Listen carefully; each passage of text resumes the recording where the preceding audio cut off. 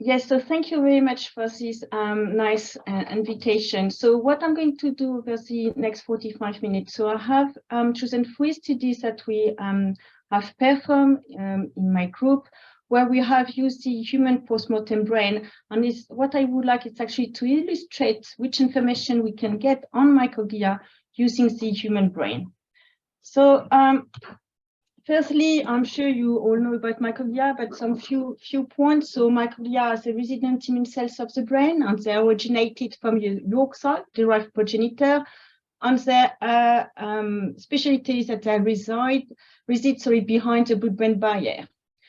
We have to think as well that there is another macrophage-related population in the brain, which are the perivascular macrophage and the macrophage in leptomeninges and choroid plexus. And one of the challenges of these different populations is that they usually share common marker. So, however, it was identified that microglia has a unique signature, and this homeostatic signature is actually driven by the expression of the anti-inflammatory cytokine TGF-beta, which make microglia really a specific cell population different from the perivascular macrophage. So what do we know about microglia in the human brain? So in terms of the morphology, they can adopt different morphological aspects, and it has been associated with different functions of microglia. So in a healthy condition, microglia are ramified cells, which are defined by the short and thin processes. And this morphology usually refers to the surveillance state of microglia. So via the microglial processes, the cells will sense and monitor changes in local environment. Microglia adopt a more macrophage morphology, or sometimes defined as amoeboid, which is characterized by this spherical shape and the lack of processes. And this morphology has been associated with the phagocytic function and is observed in response to acute brain damage, such as in trauma, infection, and infection. And then we've got some more rare kind of morphology, like the rod cells. So these rod cells are defined by the elongated nuclei and scanty cytoplasm with few processes. And this morphology is observed in chronic disorders such as the subacute sclerotic spinal encephalitis, which is one of the side effects of the measles infection. And another morphology which has been more recently defined, well, I will say in the last maybe 10 years, it's a dystrophic microglia, which is characterized by this fragmentation of the microglial processes. And it's not clear what it is due, whether it's due to a dysfunctional microglia, due to aging process. But what you can see is that in the human brain, microglia can adopt different morphology. It has been associated with some function, but however, the information that we can obtain from the morphological aspect is quite limited. So what are microglia? So on this slide is summarize some of the function of microglia, and actually in black, it's what we know from the human brain. So in the human brain, microglia will represent between 0.5 to 16% of the total cells number based on the brain region investigated. As I have mentioned, they can adopt different morphology from ramified cells to amoeboid morphology, and this will be based on the environment. And all these different morphology will be observed in the same brain. In human, they are the only cells to renew in the healthy brain from the age of 3. And it's been observed that a microglial cell can live up to 4 years, with some of the cells up to 20 years. So this will have implication as the cells can remember brain events. So different status of microglia have been described. So we've got the physiological homeostatic status, which is, so as you can see on this slide, is actually definition based on mouse work.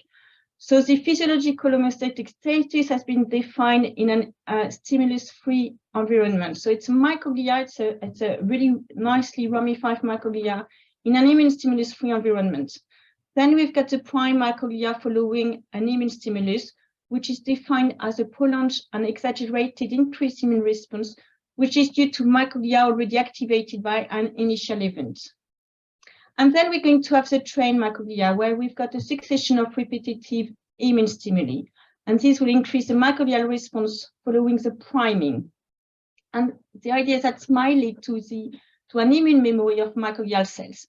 So the long-term consequence of trained microglia will induce self-reprogramming, which can lead to either an increased immune response or a decreased tolerant immune response. So the idea now is actually there is maybe potentially a microglial memory, and this has actually extremely relevance due to the lifetime of infection in human. So indeed, there's quite a bit of difference between rodent and human. So, and I think it's quite important when we try to assess paper. So the rodents are usually bred in a pathogen-free laboratory environment, whereas as humans, we are exposed to pathogen and to common occurrence of terminal systemic infection. The life expectancy is also different. A rodent will live 2 years, where a human, we are now expected, to live up to 100 years. So everybody which is born from 2000 and after have a life expectancy of 100 years. In terms of genetic as well, the rodent will have an identical background where we are all different. And this genetic variation will impact on microglial activation. There is also the anatomical distribution, which is different. So in a mouse brain, you will have more gray than white matter, whereas in humans, there is actually a higher proportion of white matter versus gray matter. It's nearly half-half, whereas you can see in the mouse, the white matter will represent around 12–13%. So in terms of what we know about microglia, so our microglia knowledge of the rodent is quite extensive in terms of their distribution, their turnover, and their dynamic. In the human brain, we're still quite limited. One of the other aspects is actually whether there is involvement of these peripheral monocytes or perivascular macrophage to the brain parenchyma. So in rodents, there is actually evidence in some circumstances that there will be involvement of perivascular macrophage. In humans, there is still limited evidence. And the inflammatory profile of a microglial mouse cells is relatively well defined, where our current knowledge in human remain extremely limited. So what we do in my team, we're using different markers to immunophenotype microglia. And all these markers are associated with a specific function, mainly based on what we know about the macrophage. So IBA1 is associated with the motility of microglia, and it's also a marker of homeostatic microglia. Motility is the key function of a healthy microglial cells. And then we use other markers. So here's some illustration. So we've got the CCR2 chemokine receptor, which is involved to molecular phagocyte infiltration. The HLA-DR, which is one of the most maybe oldest activated marker for microglia, is associated with antigen presentation. Macrophage cancer receptor 8, a scavenging receptor, which has a high affinity for the amyloid peptide. CD68, which is expressed on the lysosome membrane, is associated with phagocytic activity of microglia. Catenase 3-like-1 or YKL40, it's an anti-inflammatory marker. And then there's this Fc gamma receptor, so this is CD64, CD32A, and CD16, who have a slightly different function. CD64 had a high affinity for antibody, whereas CD32 and CD16 had a high affinity for immune complex. So what do we know about microglia in Alzheimer's disease, which is one of the key conditions that we're investigating in my group? So microglial activation is the hallmark of Alzheimer's brain, and epidemiological studies have suggested brain inflammation as an important driver of the disease, but the trial of anti-inflammatory therapy were never conclusive. More recently, brain imaging in live patients using a PET scan for amyloid, the PEP-PET, and a PET scan for microglia, the microglial PK190 PET marker, have observed both an increase of the amyloid and microglial signal in Alzheimer patients, but the cognitive decline was associated only with this increased microglial signal, so actually supporting the idea that inflammation might drive the disease. And then the genome-wide analysis study have identified variation in gene of the immune system that can influence the development of Alzheimer's disease. So clearly, in the last 10 years, a role for microglia in the onset and progression of the Alzheimer condition has been more and more supported by epidemiological and genetic study. So the pathology of Alzheimer's disease is characterized firstly by brain atrophy. There is a loss of neuron, and you can see here an Alzheimer brain compared to an age-matched control. So there is an enlargement of the ventricle, and there is also a more space between the cell key. And the postmortem is still the gold standard for diagnosis. So a clinical colleague knows that he will have around 5–10% of error in his diagnosis, as is extremely challenging to diagnose dementia due to some common symptoms between these conditions. Microscopically, the pathology of Alzheimer is characterized by the accumulation of two proteins, the A-beta peptide as plaque, or as cerebral amyloid angiopathy, which is the presence of the A-beta in the blood vessel walls, and by the accumulation of the hyperphosphorylated tau within the neuron. So this will lead to different tau features. So the tangle, which is the accumulation of the phosphorylated tau in the cell body, but then we will have also the dystrophic neurites, which is the accumulation of the tau around the plaque and in the dendrite, and the neuropil thread. And these two protein accumulation were associated with the presence of inflammation, loss of synapse, loss of neuron, which will drive to the cognitive decline. So the first study that I'm going to present was done in the CFAS cohort. So the CFAS is a large UK community-based longitudinal multi-center study looking at health and cognitive function in the elderly. And we decided to explore the role of microglia in this cohort. So we were able to obtain just under 300 postmortem cases, and we were completely blind. So there was no selection on basis of cognitive function or neuropathology.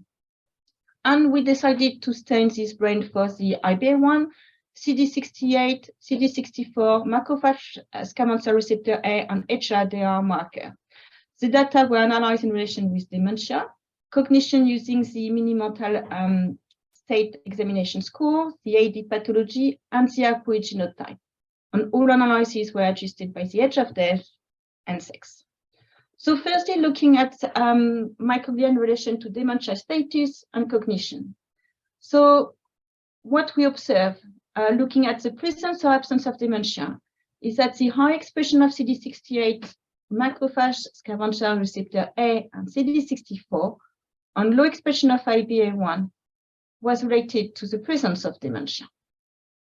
In relation to the cognitive status, when we look at the group without dementia, we observe that the beta cognition was associated with high expression of IBA1 and low expression of CD68. Whereas in the group with dementia and Alzheimer pathology, we observe that the high expression of CD68, HRDR, and MSIRA and a low expression of CD64 was related to worse cognition. So we were already able to observe that there seems to have a different role of the microglial marker in relation to the dementia status and the cognition. So here are the pathological features to which the microglial marker were assessed. So the diffuse plaque, which are defined by the presence of A-beta only. The neurotic plaque, which are defined by the presence of A-beta and phosphorylated tau. The tangle, and the parenchymal and meningeal CA, so the presence of A-beta in the parenchymal and meningeal blood vessel wall. So I'm going to present tables. So firstly, looking at the subject without dementia. So the number in this table relate to the odds ratio. So in green, it's a positive association. In red, it's a negative association. And in gray, there was no association. So looking at the cohort without dementia, what we can observe that nearly all the microglial markers were positively associated with the presence of diffuse plaque, so with A beta, whereas for the other neuropathological feature, we observe negative association. Looking at the same table, but in the subject with dementia, we can observe a switch toward positive association. So now we observe more positive association between microglia and the pathology, with the highest odds ratio for CD68 with neurotic plaque and tangle, CD64 with a diffuse plaque, and the macrophage cavernous receptor A with a neurotic plaque. So we were able to observe a switch in microglial response. And interestingly, some of the markers seems to be more associated with the tau pathology, looking at the CD68 and the macrophage receptor A. And these are the two markers which are associated with the presence of dementia and the cognitive decline. So now I have to acknowledge there is limitation to human postmortem study. And this limitation is that we're looking at the end stage of the disease. And what we cannot answer is whether the pathology is driving the microglial reaction or whether the microglial reaction is driving the pathology. But with the genetic, which suggests that microglia is a key feature of the Alzheimer disease, we can think that actually there will be a both process. So there will be microglia which might drive the pathology, and then the pathology which carry on sustaining a microglial reaction, as we will see a bit later in the presentation. Interestingly, we saw also some relationship with the haploidenotype. So E4 is known to be the main risk factor for Alzheimer's disease, and we saw that E4 was associated with the higher expression of CD68, CD64 and HRDR, but with a lower expression of IBA1, where E2, which is considered as neuroprotective, was associated with IBA1 and macrophage cavernous receptor A, but with less expression with CD68 and HRDR. So it kind of appears that actually IBA1 is associated with the absence of dementia and a good cognition, and whereas CD68 and HRDR seems to be associated with the presence of dementia and a bad cognition. So what did we get from this study? So we observed that microglia respond differently to A beta and tau in subjects with and without dementia with AD pathology, and this maybe might influence the development of dementia. So motile microglia, which is identified by IBA1, are associated with a good cognition, absence of dementia, and absence of association with tau pathology. Whereas dementia and poor cognition appear related with high phagocytic microglia, tau pathology, and a less motile microglia. Interestingly, the APOE polymorphism may influence the microglia towards a protective or detrimental profile. One of the other questions that was raised with this study was the importance of the systemic immune system. Because CD64, which is associated to the presence of antibody, it's increased and is related with dementia and good cognition in the Alzheimer cohort and with diffuse plaque in both cohorts. So in somehow it supported the involvement of systemic immunity in Alzheimer's disease, but this was unclear as whether it was damaging or not. And we had performed another study looking at this aspect, but I'm not presenting the study today. So we were also interested by looking at dementia with Lewy body.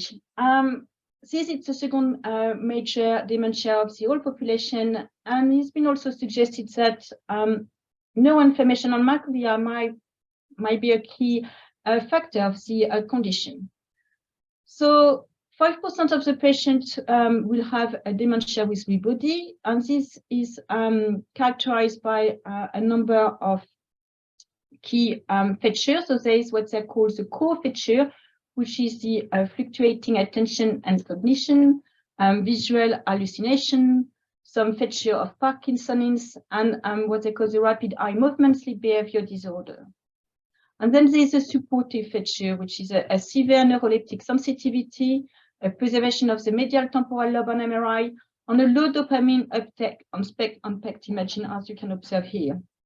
Neuropathologically, there will be some A beta and tau, but this will not be as severe as observed in Alzheimer's disease. But actually, the key protein in dementia with Lewy body are Lewy body and Lewy body neurites, which are made of the alpha-synuclein peptide, as you can observe here with using an antibody against alpha-synuclein or on hematoxin and eosin. And here we can observe Lewy neurites. So what do we know about the inflammation in dementia with Lewy body? So genetically, ApoE4 is a risk factor for DLB as for Alzheimer's disease. And the other risk factors are associated to the alpha-synuclein, the glucocerebrosidase, and the neuronal cell adhesion molecule contacting 1. So it's not clear from the genetic whether inflammation is a key factor or not. Brain imaging, so they have used the microglial PET marker, and they suggest that there's an increase in inflammation in early disease, but this was done in a really small number of DLB patients. A biomarker have shown some conflicting evidence looking at different biomarker of inflammation in DLB, similarly in the blood.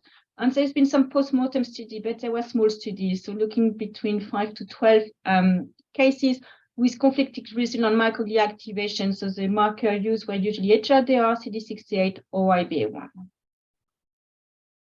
So we decided to actually compare the DLB to the Alzheimer's disease with regard to the microglial marker. So as I mentioned, both conditions are characterized by protein deposition, including A beta and tau.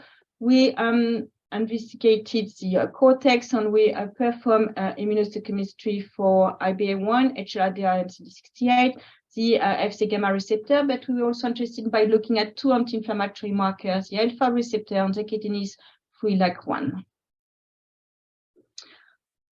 So firstly, what we observe. So on the top of the slide are the DLB data, and on the bottom are the Alzheimer data. So we quantify the IBA1, HRDR, and CD68 expression. And interesting, what we observed that was, as expected, a CD8 increased expression, but only in the Alzheimer brain. None of these three markers were actually changed in our DLB cohort.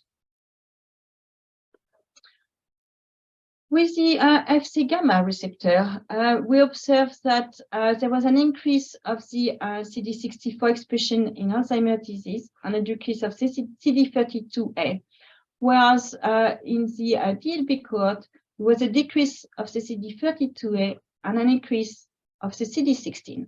So CD16 were actually common to both dementia. With the anti-inflammatory marker, so we did look at the CD32B, which has a difference of the CD32A, it's the inhibitory marker. But the CD32B, the kinase 3 LAC1, and the alpha receptor were not changed in the DLB cohort, while in the AD cohort, we observed a decrease of the CD32B and an increase of the kinase 3 LAC1 and of IL-4 receptors, an increase of the anti-inflammatory marker, but only in the Alzheimer cohort. So to summarize, what we observed was actually quite a difference between the dementia with Lewy body versus the Alzheimer's disease. So not at all the same pattern with regard to the microglial marker. So in Alzheimer's disease, we had an increased CD68, CD64, CD16, alpha receptor and kinase 3 LAC1, and a decreased CD32B. So we had a more phagocytic phenotype of microglia. Whereas in dementia with Lewy body, we had increase of CD16 and decrease of CD32A. So the inflammatory environment in DLB appear less inflamed than in Alzheimer's disease. And maybe that was a consequence of a less severe neuronal loss, because one of the main differences between DLB and Alzheimer's disease is actually the brain atrophy. The brain atrophy is much more severe in an AD brain compared to a DLB brain. So this shows that there's a distinct microglial phenotype between Alzheimer's disease and dementia with Lewy body. And this might have implication in terms of treatment, but also in terms of biomarker. So what we observed was that actually our postmortem finding for the DLB cohort was in contrast with in vivo imaging of the neuroinflammation, suggesting increased microglial activation. And this might be due to the timeline of when we were looking at the disease, because in the PET imaging, they were looking at early stage of the disease, where in a postmortem, we were looking at the end stage of the disease. And now one of the challenges of this disease is that it's a duration. So an Alzheimer patient can live 20 years with this condition. In dementia with Lewy body, it's a bit shorter, but it's 7-10 years. And microglia phenotype can change during the course of the disease. The environment will change, and this will impact on the microglial response. And this might explain the difference between the in vivo imaging finding and our postmortem finding. Now, the last studies that I will present is actually whether we can manipulate microglia. And it's using the study we've done in Southampton, looking at the first cohort of Alzheimer's patients who were actively immunized against the A-beta peptide. So this first clinical study started in 2000 in the UK. So as I mentioned, it was an active immunization protocol. 80 patients were immunized, and this involved 4 centers in UK, and it was a 2-year protocol. Now, the study was designed to test the safety and immunogenicity of the peptide and was completed. And what we've done in Southampton, we performed a long-term clinical and neuropathological follow-up of these patients. So one of the hypotheses we kind of were working on was, which is based on the amyloid hypothesis, is that the A-beta accumulation is the first event which happened in the brain. This will induce a microglial reaction, which will trigger the presence of hyperphosphorylated tau. So we will have then a neuritic plaque. So the neuritic plaque are defined, as I mentioned, by the presence of A-beta on phosphorylated tau, but also by a microglial reaction around this plaque. And this will trigger the tangle and then a much more phagocytic microglia. So that is the hypothesis. But firstly, looking back at the neuropathological changes in these immunized patients. So these are the image of the immunized patient who went to the first postmortem examination. And what was striking, looking on the right side of the slide, is that the plaque were removed. They were gone. So here we've got the immunized patient compared to an age-matched unimmunized Alzheimer brain, and which has been stained both for A-beta peptide. In the unimmunized case, we can observe the presence of the A-beta plaque along the cortex. In the immunized patient, we still see a bit of presence of A-beta, but the plaque are mainly removed. So following actually this first case report in 2003 done by my colleague, James Nichol, we performed this long-term neuropathological study. So we had a 15 years postmortem neuropathological follow-up. We collected 22 brain over this time. And this was actually a unique opportunity to study the effect of manipulating A-beta in human on all aspects of the disease, including the microglia. And the information obtained from this unique cohort has influenced the development of new therapeutic approach. So here the summary of the cohort. And as you can see, actually, we had 5 patients which at the postmortem were actually not Alzheimer's disease, but we had a frontotemporal dementia with a progressive supranuclear palsy. We have a dementia with Lewy body, a vascular dementia, and we have 2 FTD TDP-43 cases. So quite a bit of a challenge to have Alzheimer patients. So now I'm talking about a clinical study which was done in 2000 in the current clinical trial, patients will ongoing amyloid PET imaging on a number of other CSF biomarker to ensure that their Alzheimer patients are not developing another dementia.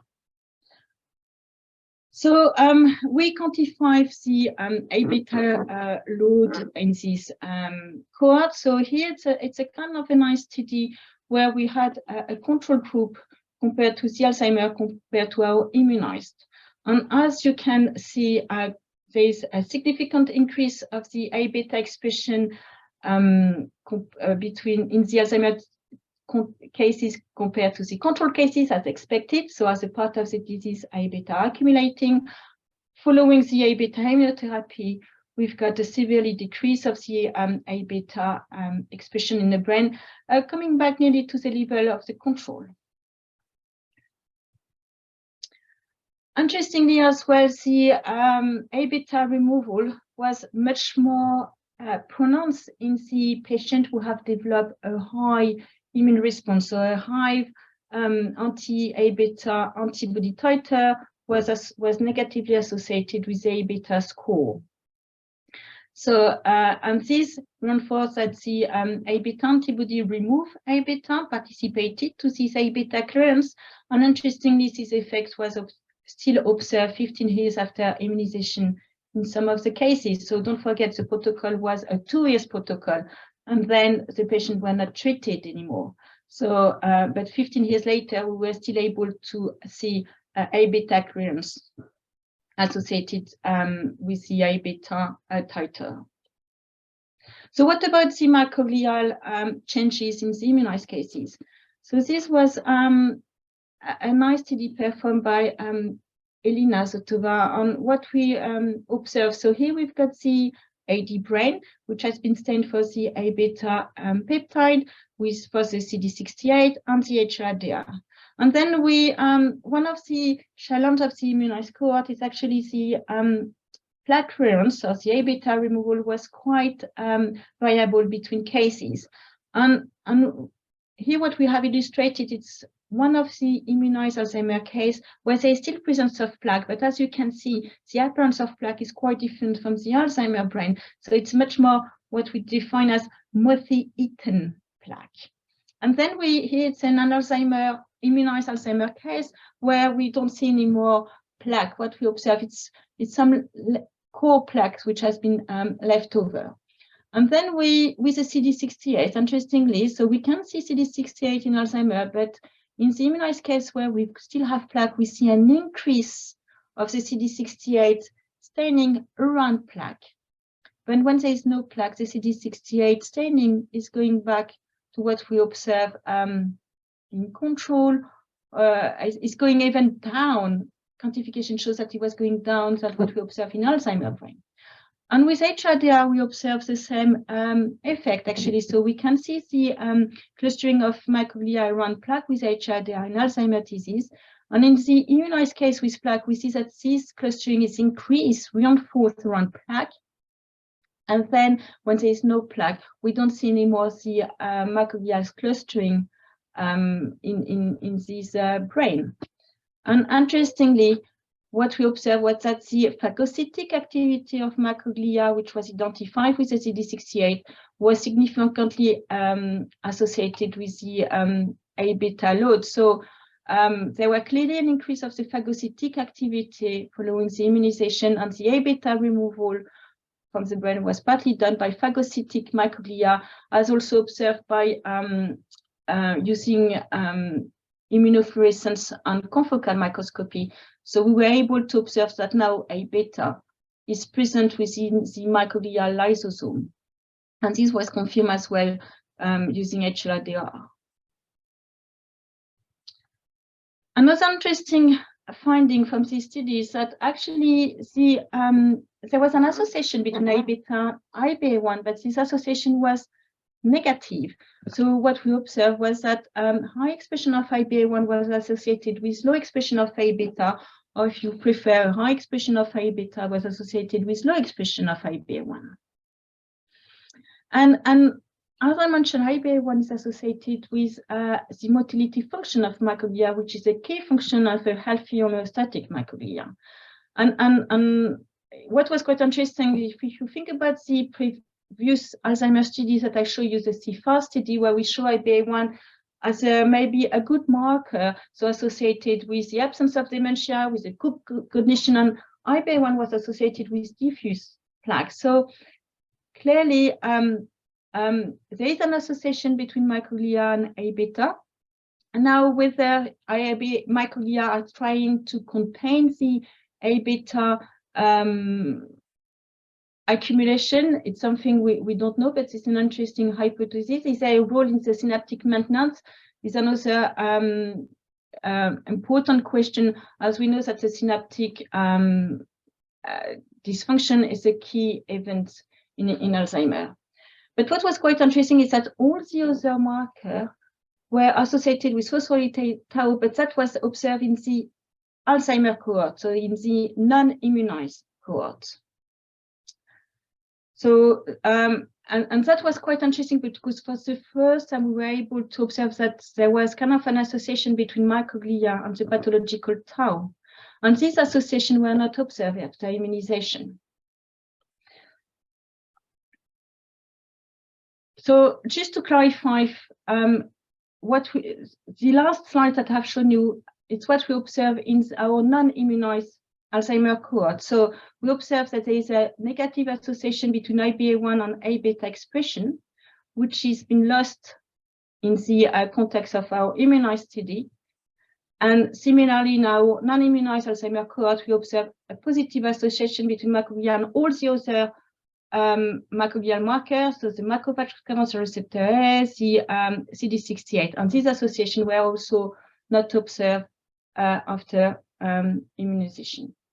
So what we observe clinically, all patients decline to terminal end-stage dementia, even the one who had the most extensive plaque removal. So the conclusion at the time was that removing plaque from the brain in Alzheimer's disease was not sufficient to halt the cognitive decline. And one of the questions we asked at the time was whether this absence of kind of improvement of the cognition was due to a persistent microglial activation or the presence of tau in the immunized brain. So looking at some of the, going back to some of the marker, so looking at this cohort, we were able to observe that, interestingly, in our immunized brain, we observe an increase of IBA1 expression and an increase of P2R12 marker. So now P2R12 is been defined also an homeostatic marker. So we have increase of the two homeostatic marker after immunotherapy. But what we observed was that in the control, we had an association between A-beta and this different marker.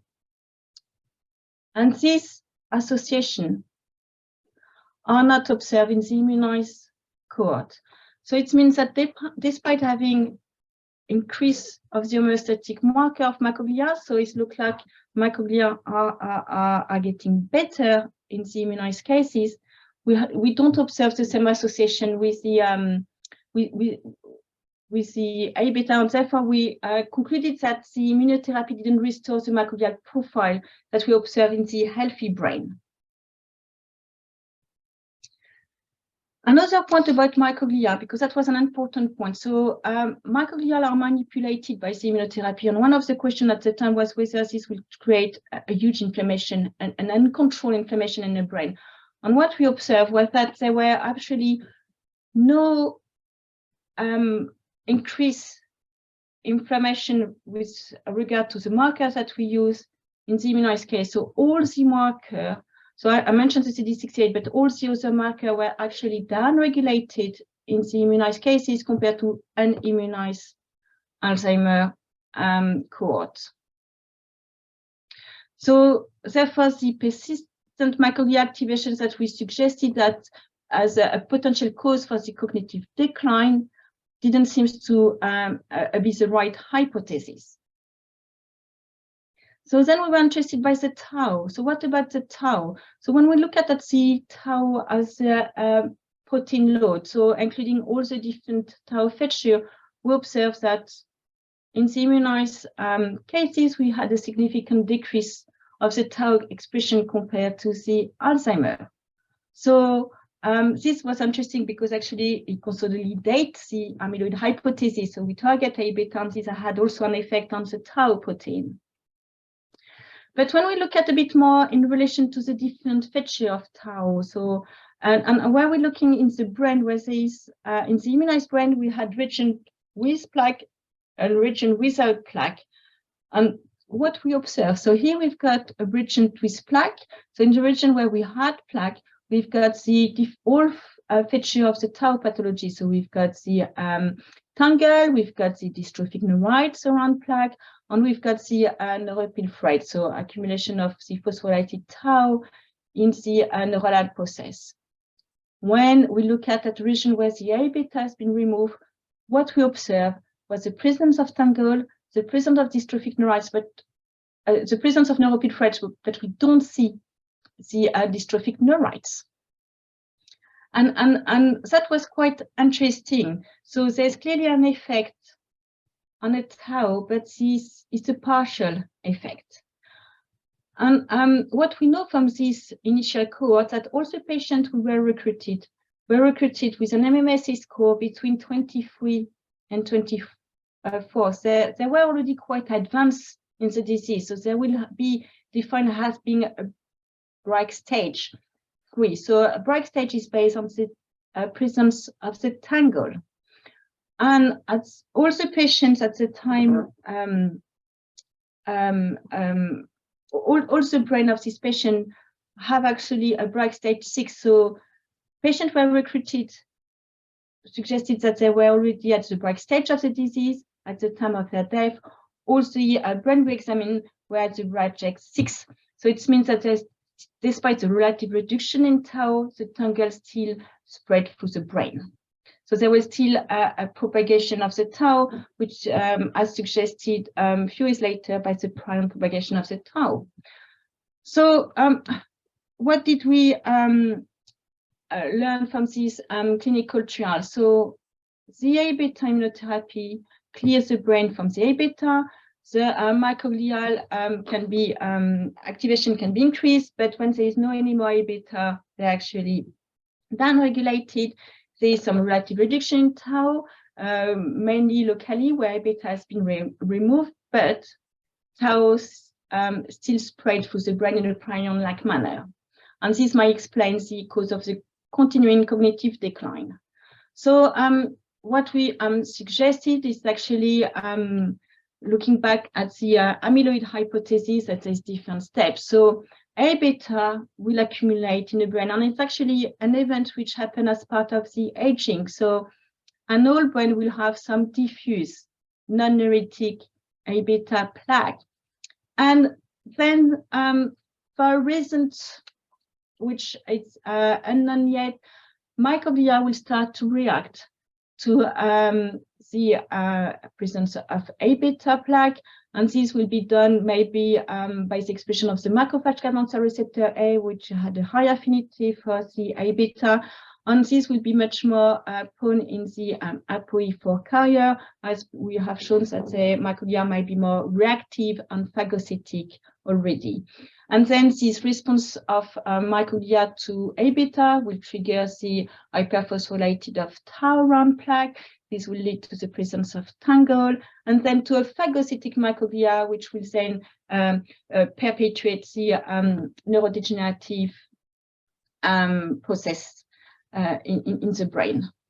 And then the idea that there might be different therapeutic targets depending at which stage of the disease is the patient. Now, what's of an interesting question is whether a microglial activation might promote tau accumulation, and there is evidence from other conditions in the human brain that tau and microglia activation are associated, as we can observe in chronic traumatic encephalopathy, some of the FTD, so the progressive supranuclear palsy, corticobasal degeneration, Also in some subacute sclerosing panencephalitis or Creutzfeldt-Jakob disease, or the prion disease, there's been some tau association observed, and this condition is associated with a severe inflammatory process.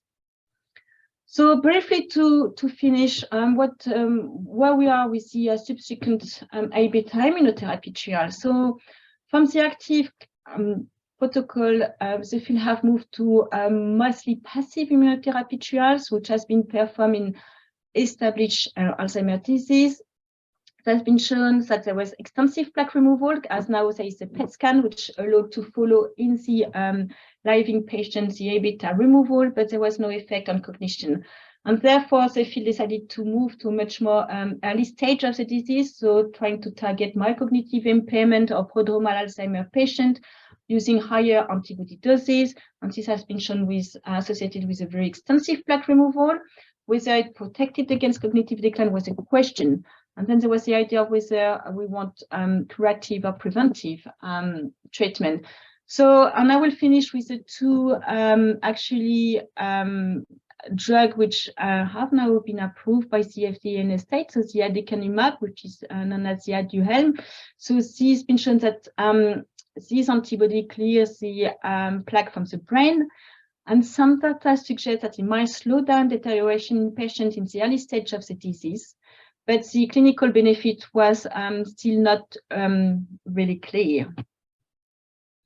And then there's most recently the lecanemab, which has obtained FDA approval in January 2023. And in this one, actually, it's been shown reduced expression of amyloid in early Alzheimer's disease, and with some effect actually on the cognitive decline. So it might be that actually in the future we might see more and more treatments based on immunotherapy targeting A-beta, but also targeting patients in the early stage, and that might be the challenge to identify this patient.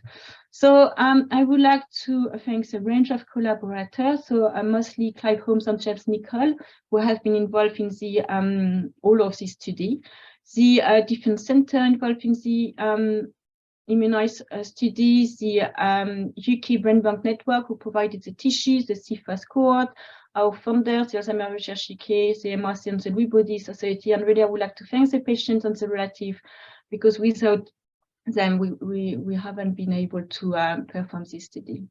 Thank you.